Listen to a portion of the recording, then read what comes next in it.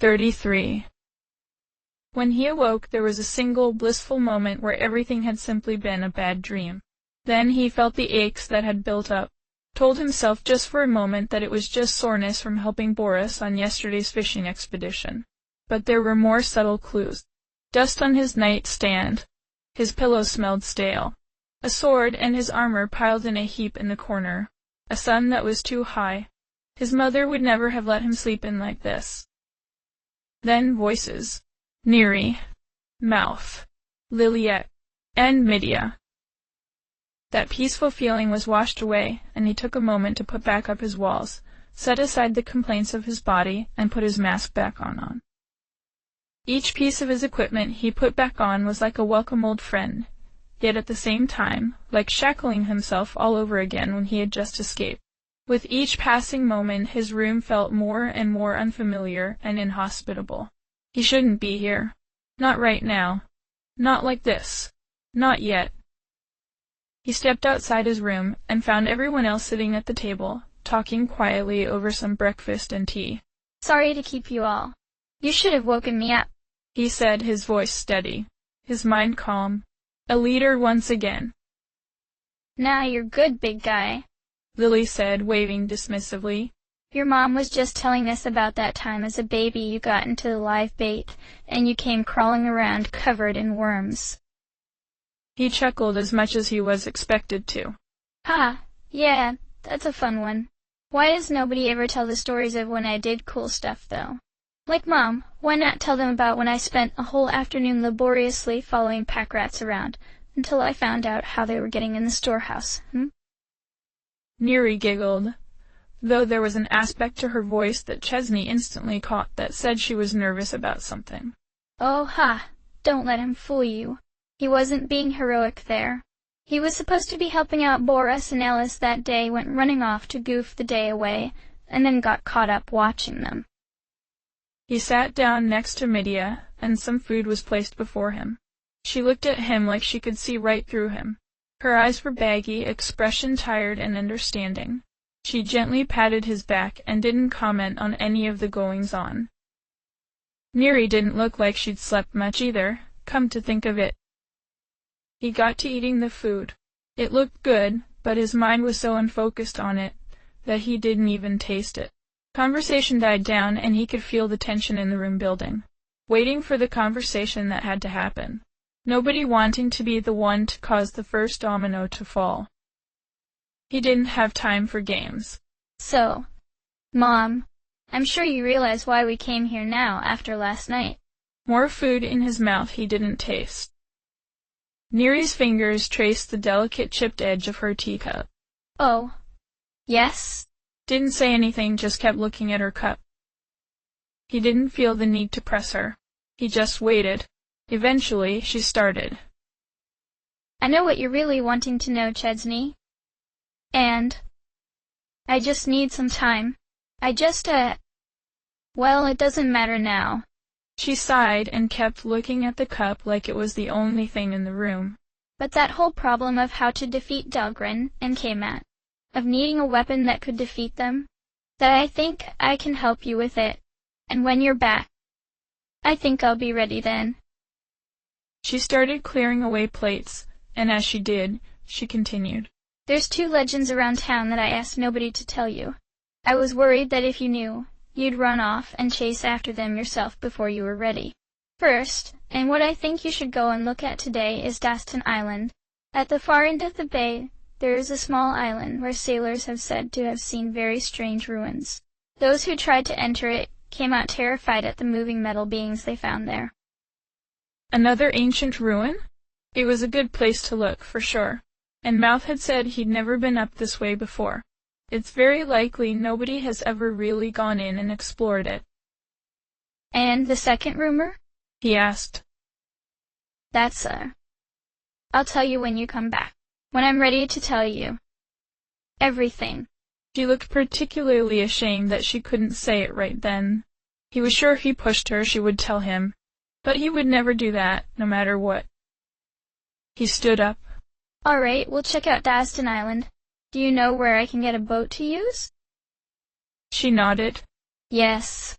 I talked to Boris this morning. You can borrow his. Before he could turn and tell everyone they were leaving, she rushed over to him and hugged him again. You be safe, okay? I know you've faced a lot, and the things there probably won't be a problem for you. But you're my son, and I worry. Okay? I can't help it. It warmed his heart, just a little, to hear her say that he was her son, that she worried. No matter what it was she needed to tell him, that part hadn't changed. He held her back. Don't worry, I have some really great friends to help. She smiled sadly, and wiped at her eyes. Oh, I know you do. They care for you a lot, son. Look after them. They said their goodbyes and left, though Midia lagged behind. He noticed that Neri said something to her privately, hugged her as well, and then Midia joined them, looking as if nothing was wrong.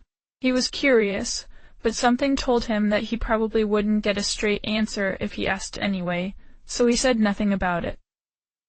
A few steps away, Lily griped. Well, that was frustrating. Like, come on, lady, just spit it out.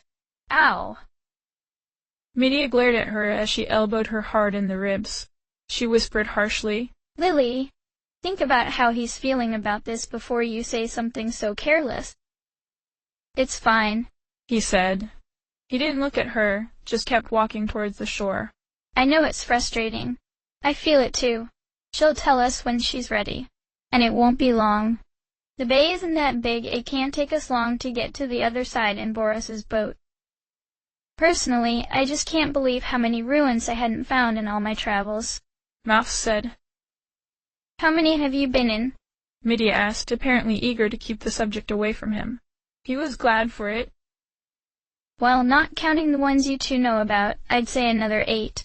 Some were rather extensive, others seemed to be small parts of collapsed larger facilities, or even just small storage areas tucked away in faraway places.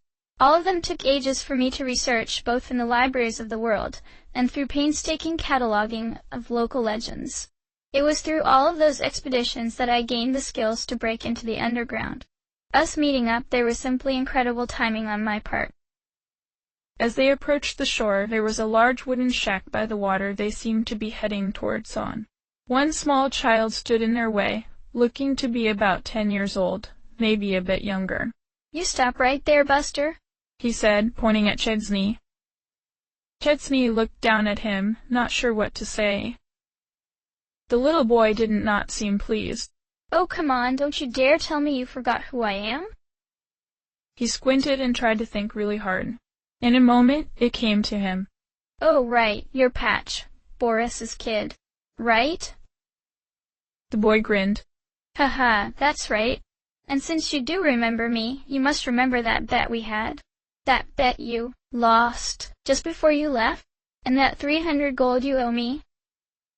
It took him a second to catch up. That... what? Oh. He locked eyes with Patch. Did you tell anyone? No. Why would I? Good. Keep it that way. Here.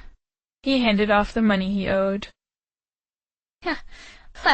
Pleasure doing business with you, Chase, my man. The boy gloated, then skipped off. After a beat, Lily leaned in. Care to share with the class, big guy? Not even a little bit. Ugh, you're the worst. I'm just going to keep assuming worse and worse things until you tell me, you know. Assume away, he said blandly. He walked around the corner to see Boris's boat tied to the pier still, despite the morning being quite late. Obviously, he'd given up on catching anything. Chesney knocked on the door to the fisherman's small wooden home at the land's end of the pier, and waited.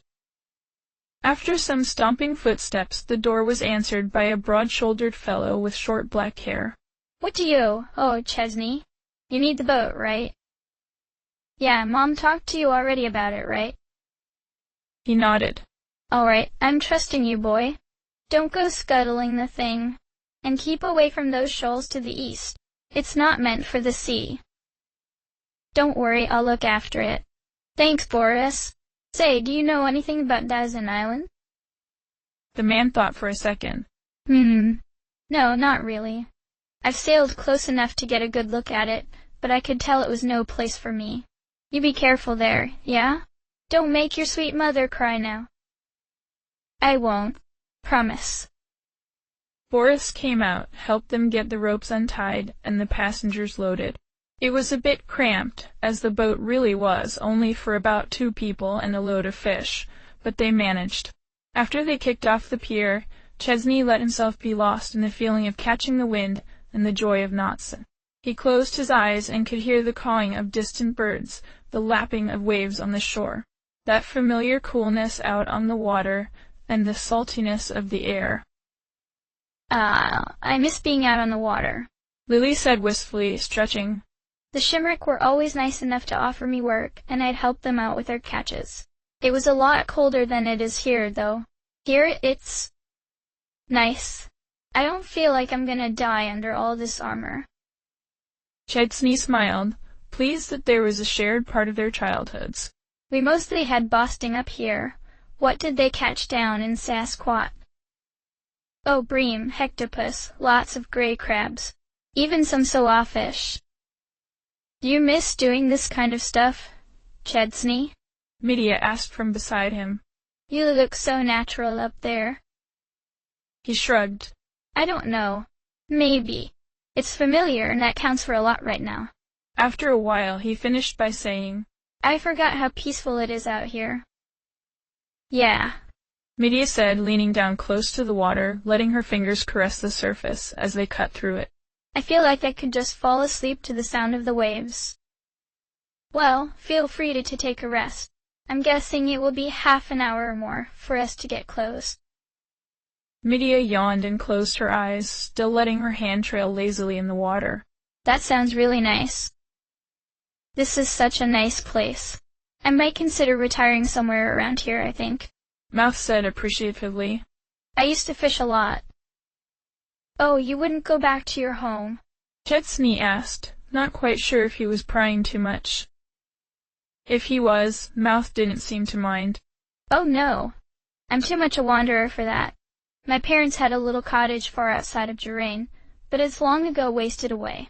He didn't offer anything else after that, and Chesney didn't pursue it. After that, there was a long peaceful time where all was quiet, which struck him as odd. He turned back around to see Lily curiously looking through a somewhat familiar book. It took him a moment to realize it was Medea's little journal. She was writing her music in Hume. Wide-eyed, he waved to get her attention and vigorously shook his head, pointed down to Medea, and made a gesture making it clear. Medea would kill her if she caught her reading through that. Lily looked surprised and pointed at Medea with a questioning look. At his affirmation, she looked worried and tried to find a way to return it to her bag. Unfortunately, the jostling was enough to wake Medea up. What? Are we there? Then she saw Lily there, frozen, hand holding her journal halfway in her bag. I can explain. She shouted immediately, gesturing wildly. I just saw it on the bottom of the boat. I didn't know what it was, I was just looking to see. It must have fallen out of your bag. Red-faced with anger and embarrassment, Medea snatched the book out of Lily's hand and held it close to her chest. What did you see? Nothing, I swear. What did you see? She said again, this time with her eyes boring into Lily. Lily winced and cringed a little. Okay, I'm sorry. I saw some of the lyrics to some songs. Did you read any of my diary stuff? I mean, not really. I was just kind of flipping through. I'm really sorry, I didn't mean to pry. Somewhat satisfied, Medea shoved her journal down into the bottom of her bag in a huff. If I see you ever touching that book again, I won't, I promise. This was really just an accident. Medea let out a long breath, looked away, and dropped the issue. Lily looked like she was wrestling with something, but then quietly said, Maybe this isn't the best time to say this, but I really liked what I read. If you ever feel up to showing me some of the songs you wrote, I'd love to see them. It took some moments for Medea to respond.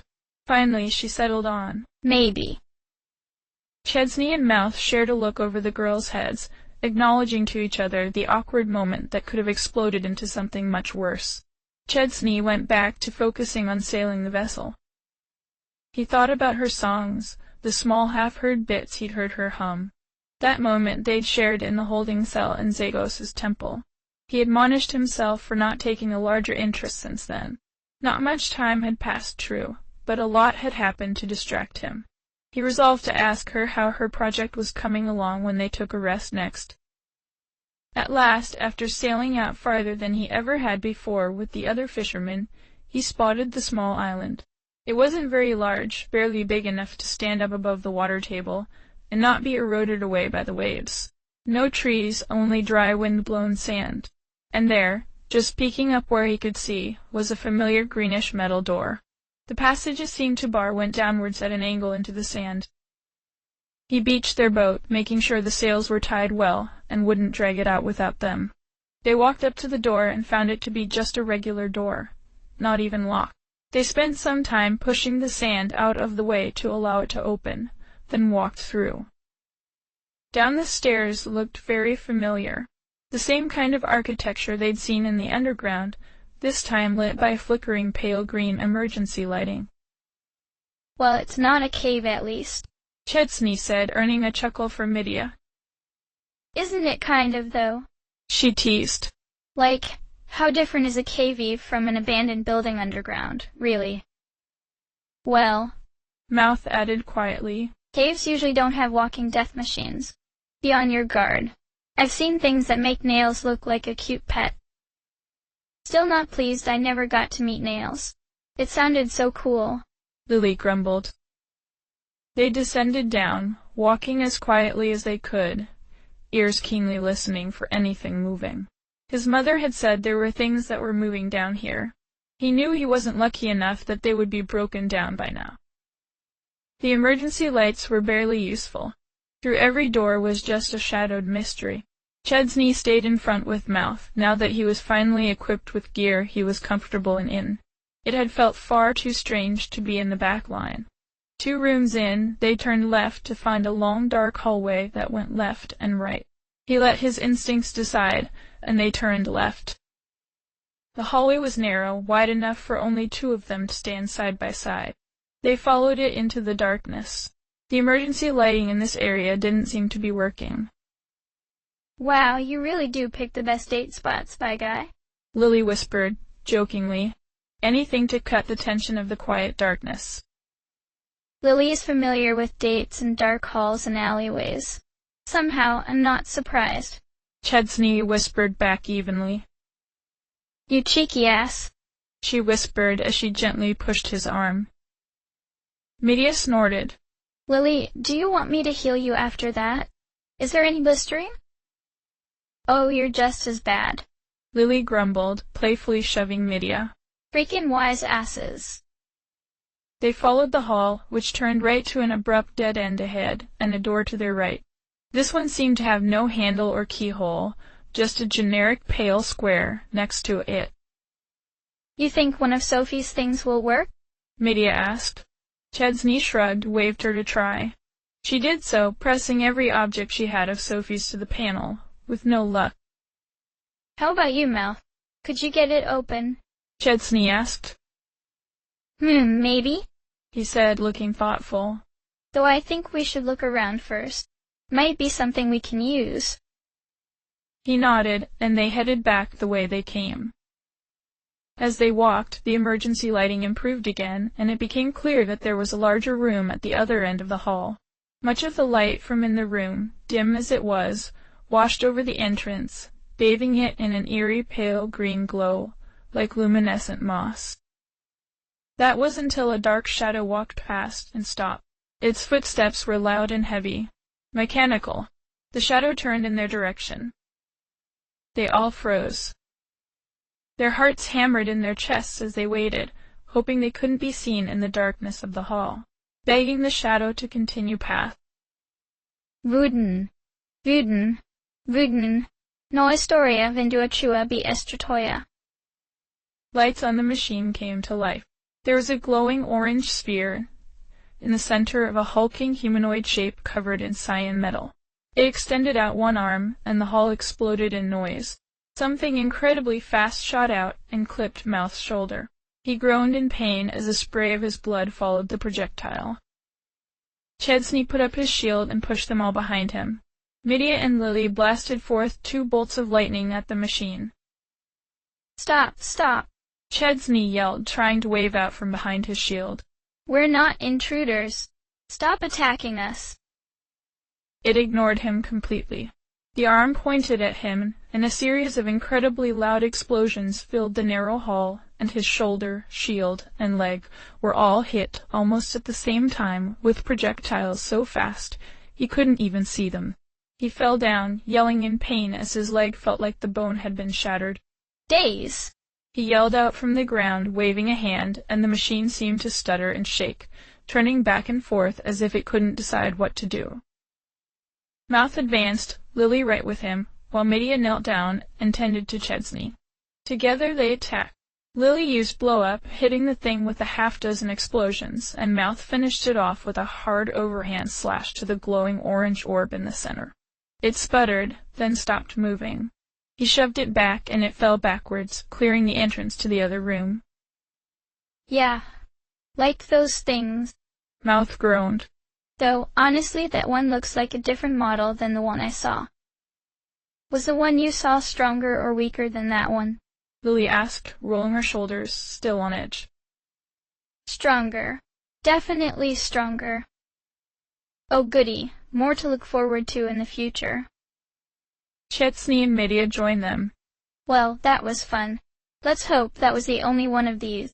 Have a look around, see if you can find anything to get us past that door. They spread out and searched the room. It looked like another office, but on the right wall was some kind of hollowed-out area that looked like that was where the automaton would go to recharge possibly.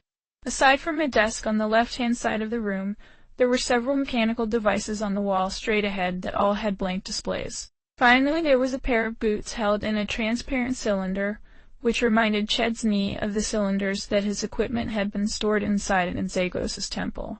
Mouth immediately took an interest in the boots and started fiddling with the edges of the device next to the cylinder. Medea and Lily took a look at the desk.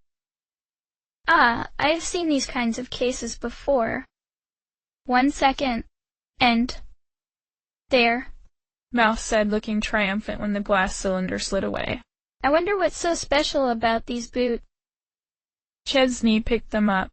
These were white, with a hard outside material he couldn't begin to identify. Some kind of glowing green circuitry could be seen connecting to the soles of the boots, though. He shrugged, took off the boots he'd gotten with Cormu's spare set of equipment, and tried these on. Instantly he felt light on his feet. It was like he'd been wearing ankle weights his entire life, and could suddenly move freely again. Every movement of his leg seemed effortless. With barely a leading step, he ran at the wall, kicked off it, and was able to do a flawless backflip. Whoa, these things are seriously crazy. I feel like I could run forever.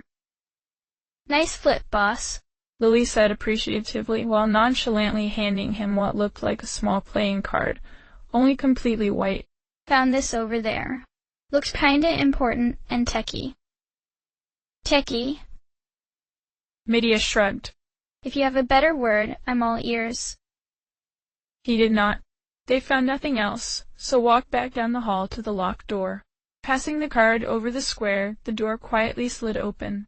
Beyond the door was another poorly lit hall leading to a simple set of stairs leading down. Below, there was a larger room, with 4 more wall mounts where 4 more of the large humanoid automatons were standing, completely unresponsive. Well, that's not creepy at all, Medea said quietly, not wanting to take her eyes off of any of them. You said it. Chesney agreed, still feeling the phantom, throbbing pain from where he had been pierced by the previous attack. Can you take a look around for any weapons? Us 3 will keep an eye on these guys and make sure they don't do anything. She nodded and proceeded to go deeper into the room, to another set of large glass canisters. Many were broken and empty, but 2 were intact. After some fiddling, she got them both open, and retrieved the contents. As soon as she did, she nervously looked over her shoulder at the 4 automatons, but they were as silent as before. Looks like we have a sword and another energy weapon, she said, hauling them back to the others like a sack of flour. Let's have a look at them out of here. This place is too creepy by far. They agreed and made to leave. The automatons did nothing, and before long they were back outside, squinting in the bright light of day. Chesney looked over the sword first. It had a curved blade like a saber, and the metal was pale blue. The golden hilt was spiked upwards on either side, so that it almost looked like the prongs of a very strange pitchfork, or perhaps a tuning fork. To the side of the handle was a small button. Everyone stand behind me. They did so, and he pressed the button. Immediately the sword hilt glowed, then the blade, and a great electric current began to arc over it all. Suddenly the electricity burst forth, showering the entire area in a barrage of lightning strikes. When the attack was done, and he had blinked away the spots in his eyes, he looked at the sword more carefully. The distinct feeling he had gotten from Cormu's sword was not there. That indistinctness to the edge. The subtle feel of the vibration. He turned and slashed at the metal of the door. It dug into the metal, but did not go nearly as far in as Cormu's sword would have. He cursed under his breath.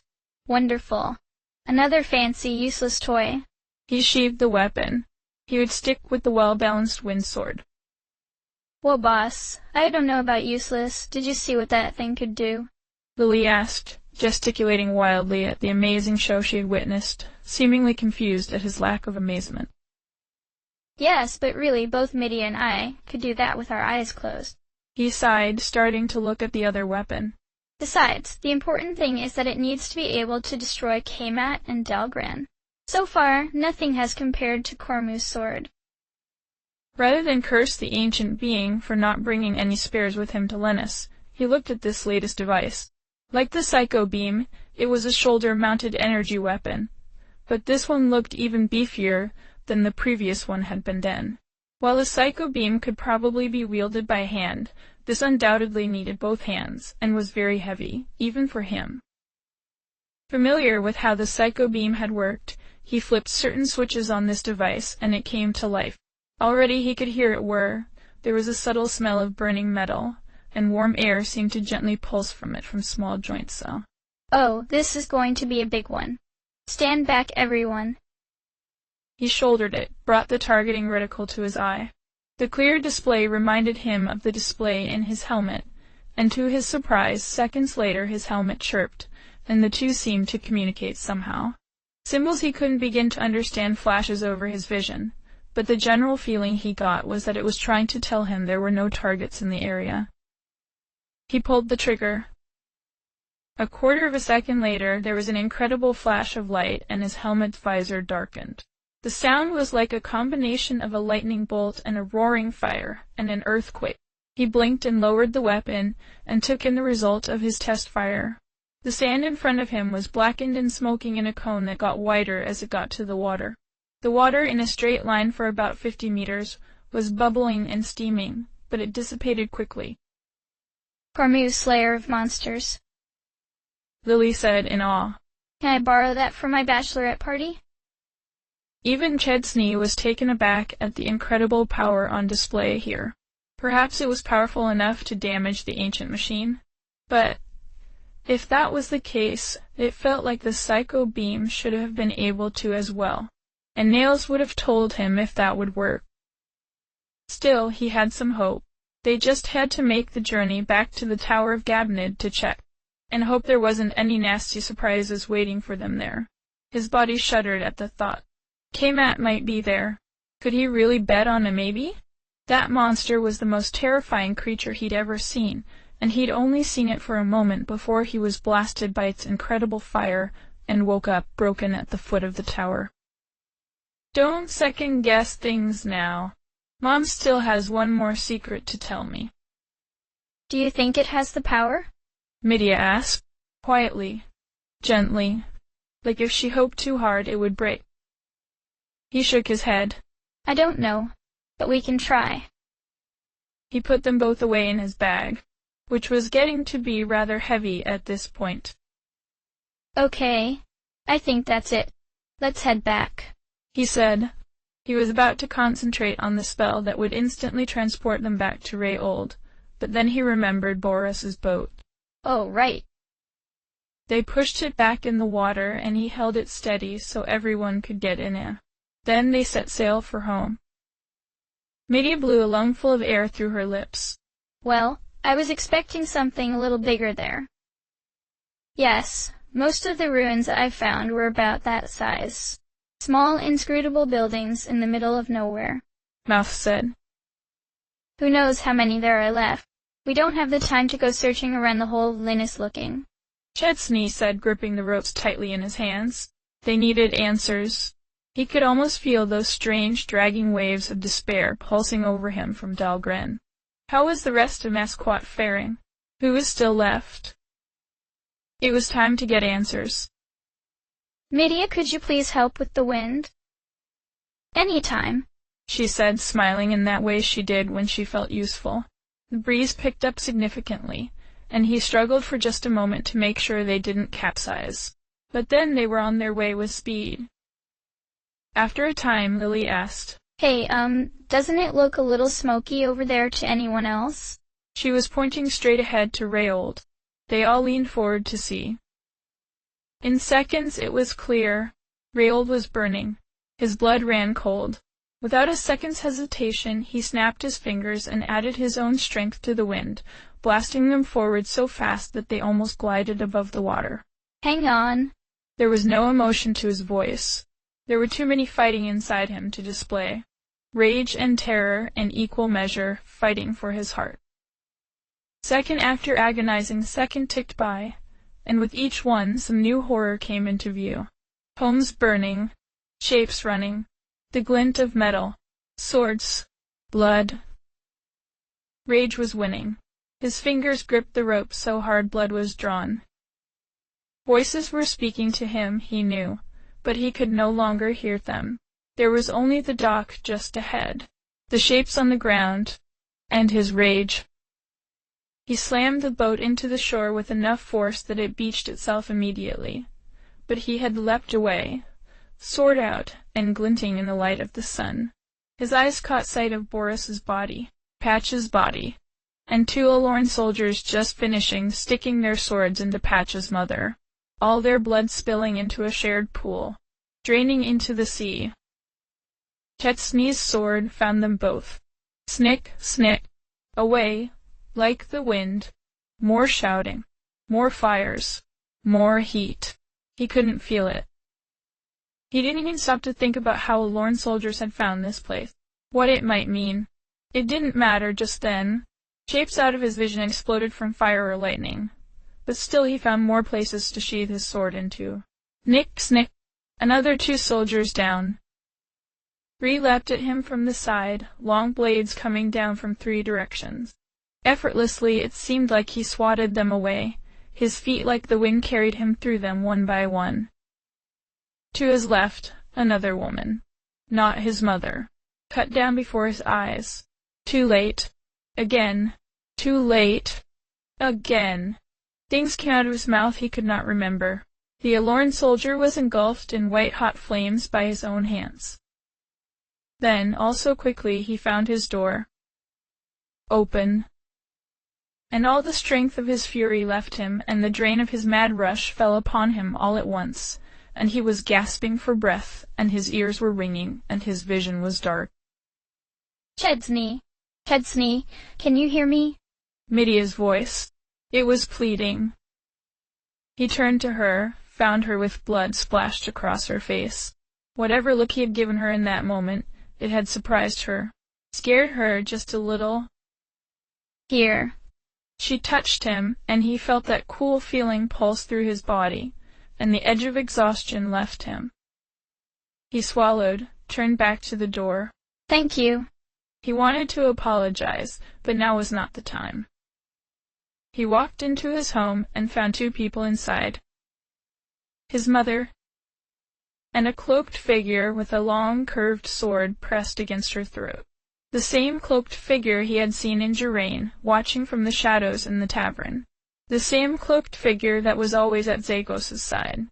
the same cloaked figure that had faced off against Fiery when she bought them the chance to escape. Ah, Chetsney, The figure hissed. welcome home. You missed all the fun, but I decided to wait for you, so you didn't miss out. Let her go. He screamed. It all came flooding back, twice as hard. His body was shaking, his spirits going out of control as arcs of light, sparks of fire, and a subtle shifting of the air erupted from every part of his body. The figure shrugged. Why not? All I wanted was to find you. He shoved Neri to the ground, and she backed away by crawling on the ground towards them. God's how I have been patient, Chetsney. He started to unwrap the bindings around his hands and feet. His face removed his cloak. At long last, when he was done, a very muscular-looking Alorn in blood, red armor stood before him. One with a half-melted face. Zatra? Medea gasped in recognition. You lived? That Alorn soldier that had toyed with him in the cave in Resutor Island. The agent that had kidnapped Medea and was waiting to take her on a ship to Zagos. It had taken Chetsney, Fritz, Medea, and a whole heap of dumb luck to defeat him then. Zatra spat on the ground. You should have finished the job. When I was brought before my lord, he saw fit to find a new purpose for me. I became his right hand, his admiral. Oh, how much I wanted to face you in Geraint, but he would not allow it. All the long nights I trailed you. Do you see now? Lord Zagos's eyes were always upon you, foolish children. And now, as a reward, I was given this final task to reclaim my honor, to destroy all that you love before your eyes, and at last end your worthless journey here. You! Chetsney growled, the rage boiling over inside him, threatening to burst him open. You had everyone here killed just to get to me. Zatra laughed. To get to you? No, I could have you any time I wanted. Killed you 1,000 times over. No, I wanted to watch the light in your eyes die as you saw your own home burned, just as you ruined the dreams of my lord, just as you burned my faith. He brandished his sword. I was careless last time, but I have gotten stronger, Chetsney. Pain is an excellent motivator. I will cut you down piece by piece, and I will have you beg for death by the end. I will make you pay for this humiliation you have given me. You got way more than just him to go through, buddy. Lily growled, cracking her whip. Medea and Mouth were there with him as well. I've gotten stronger too, you animal. Medea yelled, her fists crackling with lightning as she took a martial stance. Let me show you. Zatra laughed, utterly unconcerned. Yes, yes, all of you. Let me show you my power. Let me crush you all before his eyes. No, Chetsney said coldly. I want to face him by myself. His voice was even and calm, but his eyes were filled with utter, hot-blooded hatred. Whoa, buddy, you got friends. You don't owe this guy a favor. Get real. Lily balked. Chetsney, see reason. Mouth said. But Medea seemed most enraged of all. You realize I have a score to settle too, right? I know, but I have to do this. He gripped his sword, remembering how the skilled swordsman had toyed with him, even tried to guide him to make for a better opponent, while he knew at any second he could be cut down at Zatra's whim. He knew he was being incredibly selfish and hot-headed about this. Dangerous, even. But he looked at her, didn't hide the storm of emotions in his face when he turned to her and simply said, Please. Her anger twitched over her features, but slowly she got it under control and lowered her hands. Fine in, but save some for me. He nodded. He turned to Zatra. Let's do this outside. And he left his home. Everyone followed. Ah, Hissed Zatra's voice. how you've grown from the cowering little boy. It won't save you. Understand this, Zatra?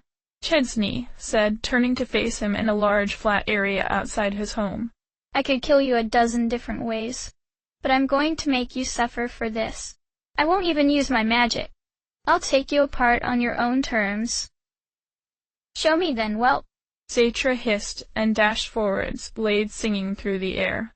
The first strike was a thrust straight for his belly, but Chesney sidestepped and swatted the sword away, and slapped his sword against Zatra's side without drawing blood. Your footwork is terrible, Zatra. Chesney echoed. He took a different stance, and waited. Zatra didn't seem fazed. Instead, he jumped back and came at Chesney's knees with a wide slash. When Chesney went to block, the blow turned out to be a feint, and Zatra made to tackle Chesney instead. Cocky little brat. Chesney took the blow and rolled with it, planting his feet in Zatra's stomach and rolling back, launching him backwards. Your weight, always in the wrong place. Chesney yelled as he flipped to his feet, taking another new stance. Bean's stance. One seeming to invite a thrust to his chest. Zatra hesitated, twirled his blade, flourishing it over and over again, trying to distract Chesney and keep him off guard. Another strike, another feint, and Chesney was not fooled.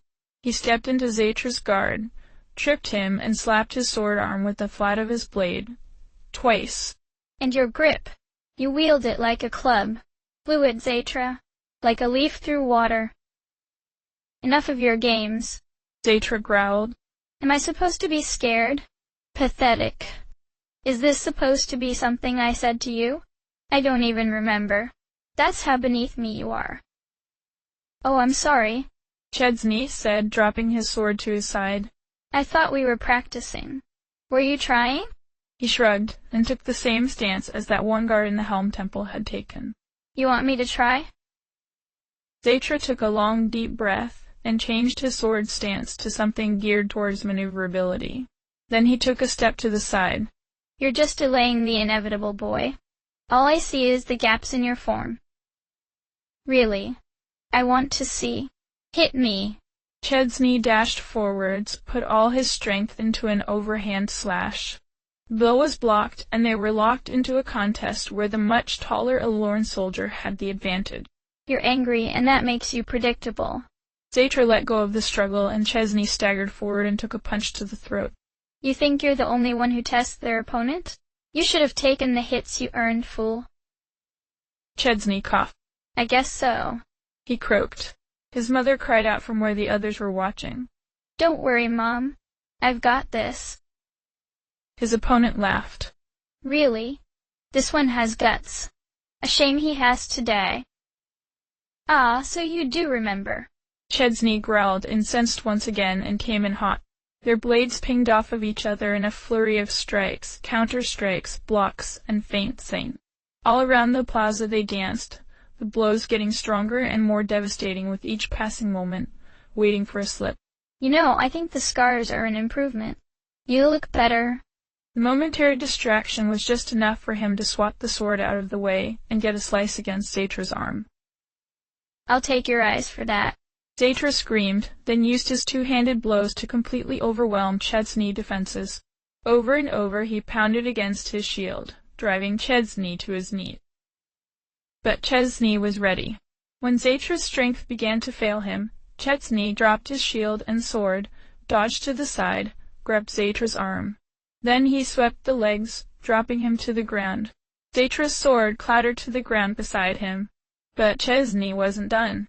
He pulled on the arm until he heard a crunch, dislocating it completely. Zatra screamed in pain and fury. Chesney kicked Zatra's sword away, but then he grabbed his own sword and tossed it to mouth. Midia, let's finish this, he said, cracking his knuckles and taking a martial stance. Midia cracked her knuckles too, and stepped to the other side, keeping Zatra between them as the Alorn soldier staggered to his feet. You'll find I'm not nearly as helpless this time around. Zatra, she spat. You think I can't fight without a sword? Zatra panted, then pulled his arm around until it squelched sickly back into its socket. Where I come from, you earn the sword with your fists. I'm tired of hearing you breathe, Midia yelled, running forward, using her fists to land devastating hits right into Zatra's newly fixed arm and side. It was obvious she'd used the strength-enhancing spell on herself. Yeah. Kick his ass, Lily whooped from the sidelines. When Zatra had recovered from the initial flurry, he grabbed at her arms, using his superior reach to his advantage. It didn't matter. With each attempt, she would break his grip and go for a counter grab. They went back and forth 4 times before Midia went low, and flipped him over her back and crashed down on him with her elbow. She stood and stomped down on him over and over again.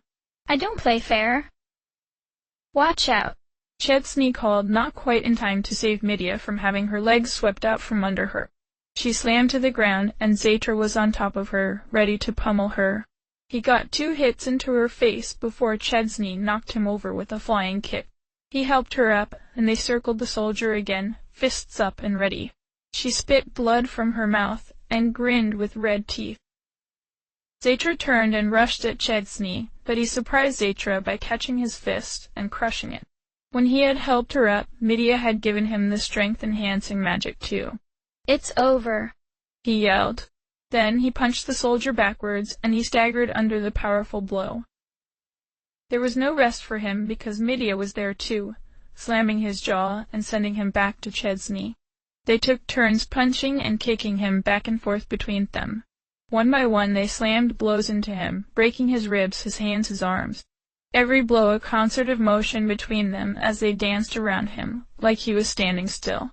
His legs eventually buckled under their assault, and he fell to his knees. And then they stomped him and kicked him down into the dirt, until his was a bloody ruin. Together they breathed hard, panting into the hot air, looking down at their foe that had fallen totally still. I don't think. He's getting up. For a 3rd round. Midia managed through gasping breaths. You okay?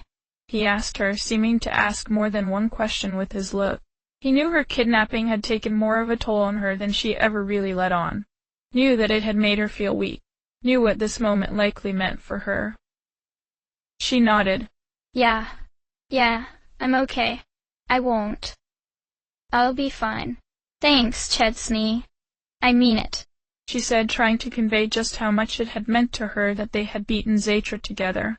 Then her expression changed, and she looked at him seriously. And you? He looked away. He didn't answer. He couldn't.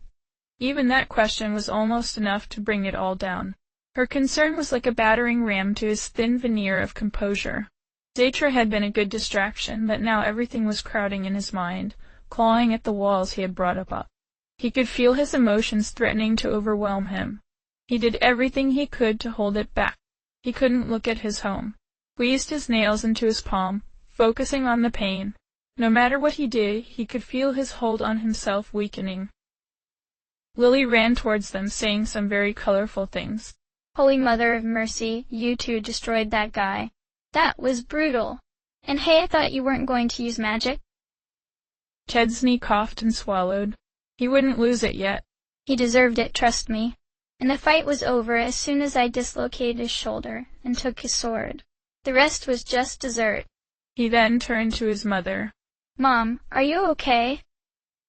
Was that the soldier you met on Resutar Island? The one that almost killed you before? And kidnapped Midia? She asked, worry etched in every wrinkle of her expression. He nodded. She said, Please don't make me worry like that. He shook his head. Don't worry, Mom. There was no way I was going to lose. He made a show of pressing the button on his sleeve, and all his cuts and bruises washed away in an instant. Midia engaged her shield, and she too was as right as rain. See? We don't fight fair, she added. Then she looked out over the smoldering ruins of Ray Old, took in the absolute stillness in the air, looked at him, which he pretended not to see. Let's talk inside. We need to get you somewhere safe. The thin wires holding him together were snapping and uncoiling inside him. Minutes. He had missed the attack by minutes. Everyone was dead again. Again. Again he could feel the tally of deaths grow higher and higher, like enormous weights crashing down onto a scale. How many more people were dead because of him? He'd unleashed the terror of Dahlgren, left Zaytra alive, left Zagos alive, and now this was the consequence of those choices. They were in his house. He didn't even remember walking in. He'd gotten far too complacent, let himself breathe too freely. allowed himself to believe that none of it was his fault. But time and again he had seen what his weakness and delay was costing the world. Who was even left to save? Lily and Mouth were with Neri, helping the trembling woman down into a chair and getting her something to drink. Her hands were shaking so hard that the water was spilling everywhere, and she kept apologizing and babbling. Chedsney, Medea whispered. You need to step outside with me. No, He said, his voice not even trembling, the picture of calm readiness. I need to hear what. No, She insisted, taking his arm and squeezing it firmly. Me, outside, now. She looked at Mouth and Lily. You two, watch her. Where are you going? Lily asked, but Medea didn't answer. Practically dragged him outside with her. Why did you drag me out here? He asked, some of his emotions breaking through the cracks, sounding like outrage. She grabbed his shoulder and looked at him like he was a bomb about to explode. Because you need to deal with this before you hear what she has to say. Medea, we do not have time for it. Then, make time. She snapped. Did you even hear a word I've said to you since you saw the smoke? We could barely keep up with you. And do not pretend you're any better after taking down Saitra, because you're not. I'm fine, he yelled, his voice squeaking involuntarily. She still wouldn't let go of his arm, and he tried to pull away. No, you're not. Please, Chedsney, just take a minute. Breathe. Talk to me. She begged. We don't have to rush right now. Neri is safe with them. Talk to me. He knew she was right, but he couldn't make his mind, his body accept. Everything inside him was running, screaming, anything to avoid understanding what had happened, what he'd lost. He just breathed in and out, trying to force it all down, away. I'll be fine, I just need a minute. You're really going to make me do this? She said, her voice almost mourning.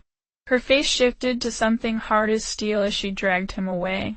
Up, up, past all the burning houses, past the bodies, out of the town. He did not look, would not, could not look. His grief was like a savage beast, tearing at his mind, wanting to be unleashed, wanting to be put down, satisfied with neither side. But he refused to acknowledge that it even existed, would not let it be real. They stopped, and he wrenched his arm free. What are we doing out here? Stop fussing over me, just leave me alone. She opened her mouth, and her features cracked. She swallowed, tried again. So, how many people do you think have died now? His voice sounded hollow when he said, What? Her words sliced through him like he was made of water. They were so. Anathema to her, so blasphemous coming from her mouth. He didn't believe what he had heard. I mean, here I thought there wasn't a place we hadn't gone and wrecked. But bam, surprise! Her voice sounded like it was on the brink between joking and cracking. That's not even funny. No, it's really not. The magic school? Jarain? The Helm Temple? Consciuto? Neugren and Dahlgren and Roki? Rat Cirque? And now Rayold? With every exclamation she jabbed her finger into his chest, pushing him back, each like a sledgehammer to his heart. All of them, all of the bodies, piling up at your feet, right? Shut up. How dare you say that to me? His blood was coursing with energy, filling him with some unnameable mixture of fear and shame and betrayal and rage. 200? 300? 5? 1,000? She was crying. The temperature rose 12 degrees. All the moisture in the air was gone, and the back of his throat was hot and scratchy. It's not my fault. I didn't mean to. You know that. Why are you saying these things all of a sudden? An ocean of blood pooling at your feet, right? Admit it, it's all your fault, right? Yes. He screamed, and fire burst all around him in a white-hot inferno. Medea jumped back, shielding herself from the flames. Yes, it is all my fault, okay? It was never anyone else's, always mine. Are you happy now? And how does it feel to fail another town? You already destroyed my home, and now you destroyed yours too. It feels fucking amazing. What do you want me to say? The fire was roaring more intensely than he'd ever let it before. Aside from a small circle around him, the sand was turning molten. He could feel the life pouring out of him like a waterfall, but he didn't care. He'd take every bottle of medicine he could to just keep burning this whole damn world to ashes. I want you to say it. Say how you feel, she shouted, staying as close to the roaring inferno as she dared, shielding her face. Her long purple hair was whipping through the air, pushed back by the incredible power blazing from him. I don't want to feel anything. I'm so damn tired of feeling like this. I don't want to feel anything anymore. Not if every day feels like this or worse. Chesney, if you don't let it out, it will kill you. You're literally killing yourself right now. So what? If it stops me from having to feel this, everyone will be better off if I'm gone. You want to die? That's how you feel? Yes. Then say it. I want to die. I deserve to die. And that was it. He wanted to die. So badly. From the very beginning. For every moment. Every step. He'd lied to himself, let himself believe he had moved past it all. But he'd failed everyone. He couldn't save anyone. All the walls he'd put up, all the duty and obligation, and just as he'd used to prop himself up, fell down on top of him, and all his strength left him. His fire extinguished, his knees failed him and fell to the ground. He barely had the strength to breathe, but he used it to sob and rake his fingers through the dirt like he could dig a hole for himself. Medea, looking utterly heartbroken, took a running leap and jumped over the ring of molten sand. She pulled him up and held him in her arms, cried savagely into him.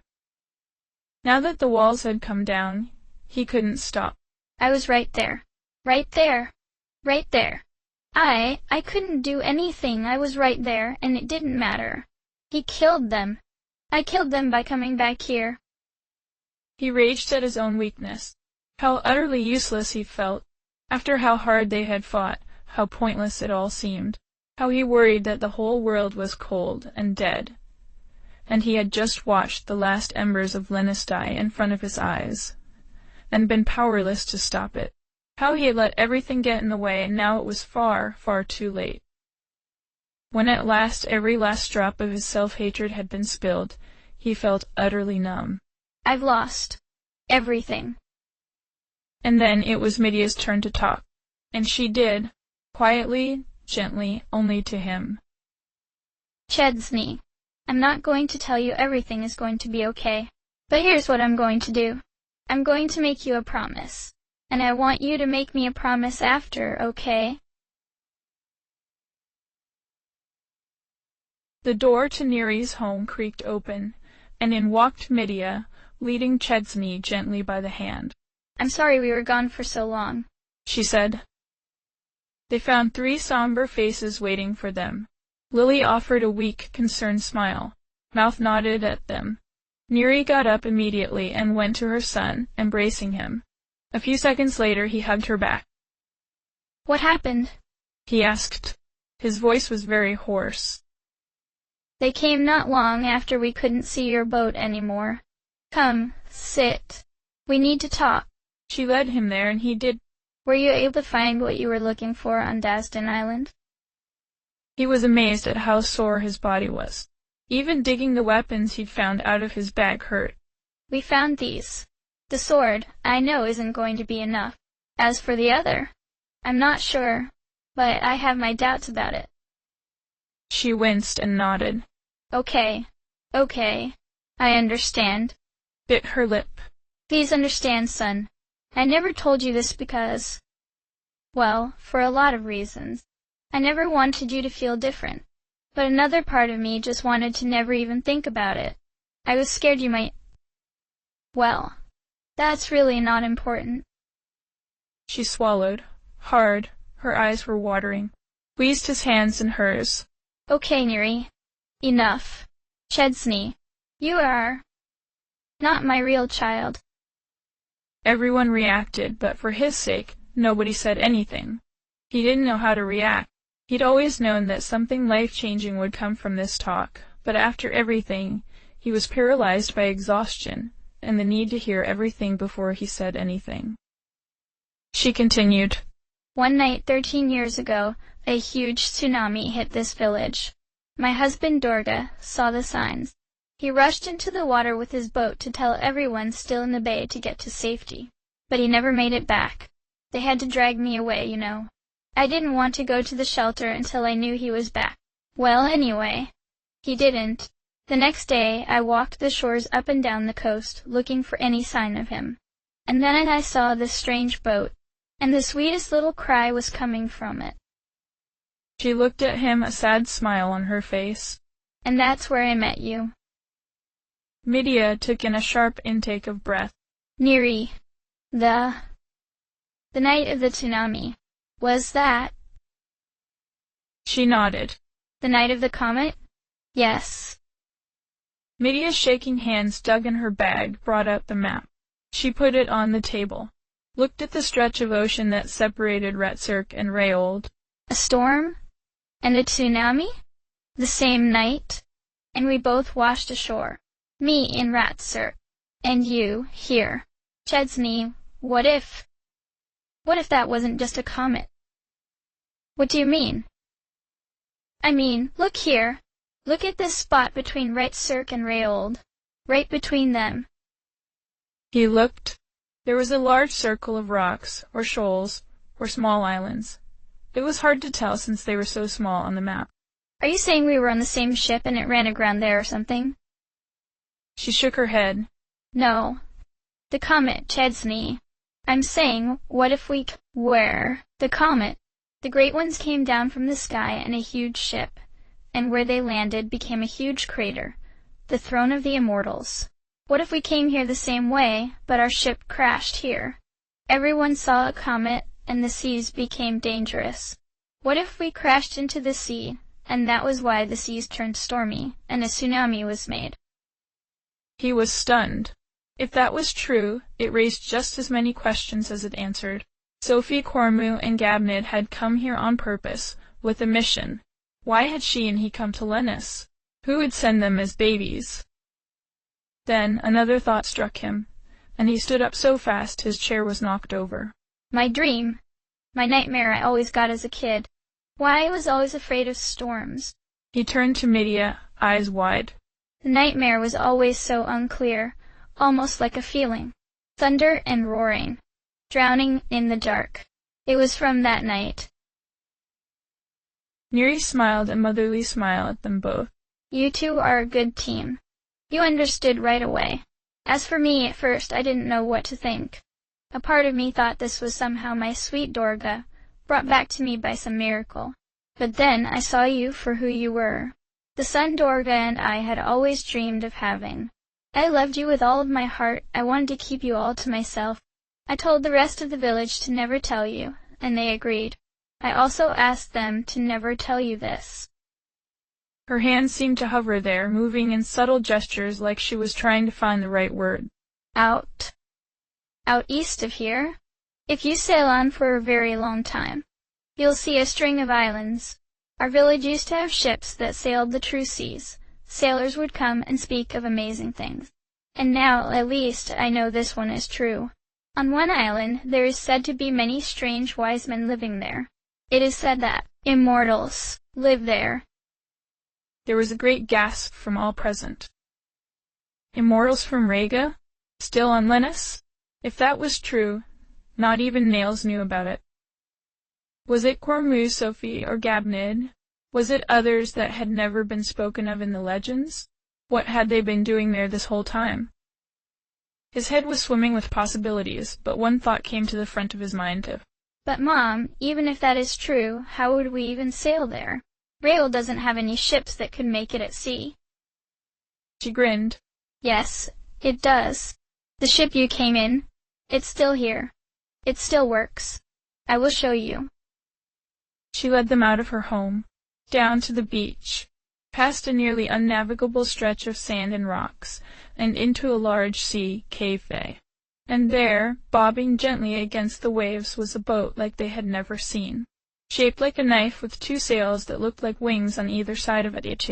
The metal was bronze like in its sheen, and the craft seemed to be completely enclosed with glass viewports all around. There was something subtle about its shape and design that immediately harkened back to all the architecture he had seen in the underground. There was no mistake. This was a Ragan ocean vessel. And this was how he had come to Lennis.